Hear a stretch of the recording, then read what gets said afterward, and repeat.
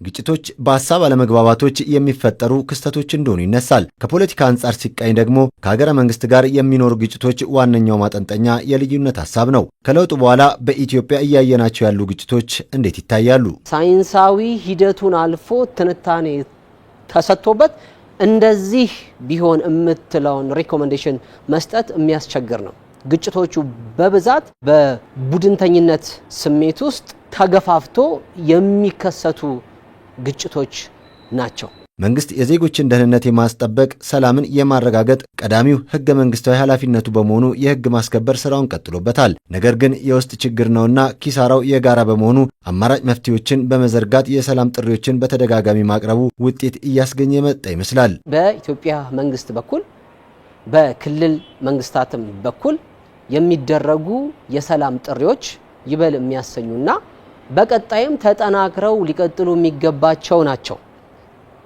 እንዳውም በብዛት በስፋት በጥልቀት የሰላም ድርድር፣ ንግግር፣ ውይይት ተደርጎ የመሳሪያ አፈሙዝ የሚዘቀዘቅበት የመሳሪያ ላንቃ የሚዘጋበት ቀናቶችን ማቅረብ ይገባል። እስካሁን ያለው ሂደት ሲገመገም የህግ ማስከበሩ ከሰላም ጥሪው ጋር ተዳምሮ የተለያዩ ክልሎች ላይ አስተማማኝ ሰላም እየተገነባ ነው። የተወሰኑ ክልሎች ደግሞ አንጻራዊ ሰላም እየተፈጠረላቸው ነው። ቤኒሻንጉል የነበረው በሰላም ድርድሩን ተደርጓል።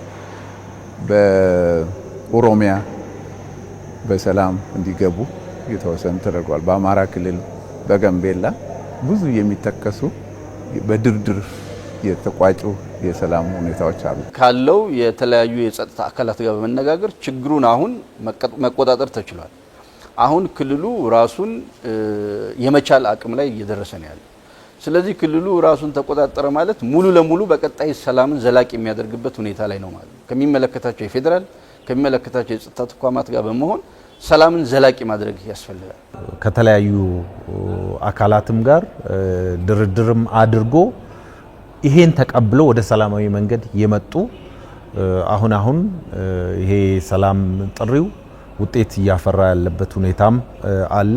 የመጣውን አንጻራዊ ሰላም ታሳቢ ያደረገ ቀጣይነት ያለውና ተጨባጭ የሆነ የሰላም ድርድር አማራጮችን አጠናክሮ መቀጠል አለበት የሚለው ከመንግስት የሚጠበቅ የቀጣይ ስራ ሆኗል። የታጠቁ ኃይሎችም የድርድርን መንፈስ በተገቢው በመረዳትና የሚቆጠር መደራደሪያ ይዞ ወደ ሰላሙ መድረክ ሊመጡ ይገባል የምሁሩ ሀሳብ ነው። ድርድርህ ጋር ስትመጣ ቤስት ኦልተርኔቲቭ ቱ ኤ ኔጎሺየትድ አግሪመንት ይባላል፣ ባትና ይባላል። ከዚህ ድርድር ይዤ የሚሄደው የመጨረሻው ውጤት ይሄ ነው ብለህ መምጣት አለበት። በአማጺ ኃይሎች በኩል እንደዚህ አይነት ቤስት ኦልተርኔቲቭ ይዘው የመምጣት ችግር ነው እኔ የማስተውለው። የትኛውም አለመግባባት በድርድር እንደሚጠናቀቅ እየታወቀ ከግጭት አውድ ውስጥ አለመውጣት እዚህም እዛም ሁከት ከመፍጠር የዘለለ ድል አልባ ትግል መሆኑ አይቀርም። የፖለቲካ ጥያቄ አንስተህ ይህ የፖለቲካ ጥያቄ የሚፈታው በመሳሪያ አፈሙዝ ብቻ ነው ካልክ የፖለቲከኝነት አቅምህ የደከመ የጦረኝነት ፍላጎትህ ከፍተኛ እንደሆነ ማሳያ ነው። ጫካ ውስጥ ሆነ ፖለቲከኛ የሚል ስም ማግኘት አትችልም። ለምን? ፖለቲካ አንድና አንዱ ሲቪል አስተዳደር ውስጥ ገብተህ የፖለቲካ ስራን መስራት ማለት ነው። ስለዚህ እንደዚህ አይነት ድርድሮች፣ ንግግሮች በተደረጉ ቁጥር ቢያንስ የሰላም ተስፋው እየሰፋ ይሄዳል። በመንግስት በኩል አሁንም ለሰላም የተዘረጉ እጆች የታጠፉ አይመስልም። ለዚህም ነው ጠቅላይ ሚኒስትር ዶክተር አብይ አህመድ በተገኘው አጋጣሚ ሁሉ የሰላም ጥሪ ሲያደርጉ የሚሰማው።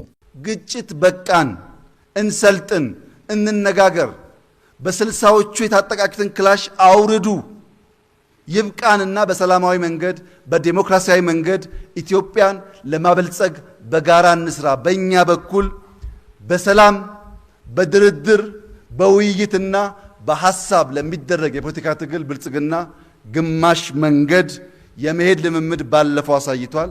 አሁንም አጠናክሮ ይቀጥላል። በመሆኑም ወደ ሰላም ስምምነት የማይመጡ አካላትን ተው ማለት የጀመረው የህብረተሰብ ክፍል ይህንን ማጠናከር አለበት ተብሏል። በየትኛው መንገድ መሳሪያ አንስቶ የመተኮስ አባዜ ያለበት አካል መጀመሪያ ሌላው ላይ ይተኩሳል። ሌላው ላይ የመተኮስ እድል ሲያጣ እዛው ያቀፈው ማህበረሰብ ውስጥ ይተኩሳል። ይሄን ደግሞ ከምዕራብ እስከ ሰሜን ኢትዮጵያ ውስጥ አይተነዋል። ህዝቡ እየተከራከረ ነው፣ እያመረረ ነው፣ በቃኝ እያለ ነው። ይሄንን አሁንም ደግሞ ገፍቶ መሄድ ነው። ጥይቱ የማያርፍባቸው አካሎች የሚናገሩት ንግግር ጥይቱ የሚያርፍበት ህዝብ ከሚናገረው ንግግር ፍጹም የተለየ ነው። አሁን ችግሩ እዚህ ጋር ነው። ሶሻል ሚዲያን የሚጠቀም ጥቂቱ ህዝብ ጥይቱ የማያርፍበት አካል ነው። ጥይቱ የሚያርፍበት አካል፣ መንገድ የሚዘጋበት አካል፣ አይሱዚ ጭነ ሄድክ የሚባል አካል፣ አምቡላንስ እርጉዝ ጭኖ ሲሄድ የሚመታበት አካል የጥይትን አስቀያሚነት በደንብ ይረዳል። ያን ህዝብ ነው ማደራጀት፣ ያን ህዝብ ነው ሚናውን እንዲለይ ማረግ። ሰላምን በማምጣት ሀገረ መንግስትን በማጽናት ኢትዮጵያን ማሻገር የሁሉም ድርሻ ሊሆን ይገባል ተብሏል።